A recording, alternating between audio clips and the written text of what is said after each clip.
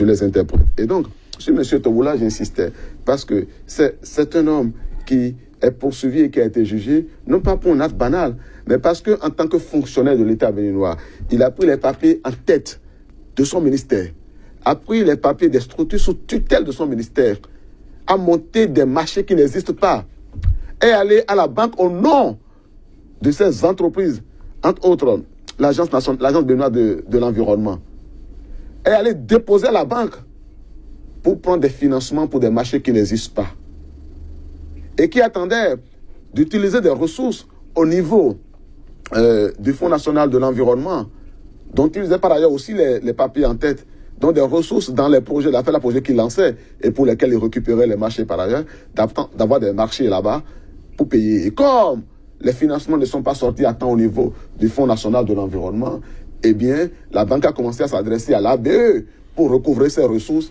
et on s'est rendu compte qu'un tel marché n'existait pas. C'est 2015. Et je me rappelle quand on l'avait arrêté, on l'avait conduit au tribunal de Cotonou. Eh bien, il était en train, pardon, ne me laissez pas ici, moi aussi j'ai une famille. Ça s'est passé à la BEF là. D'abord avant le tribunal et au tribunal. Eh bien, il a été condamné.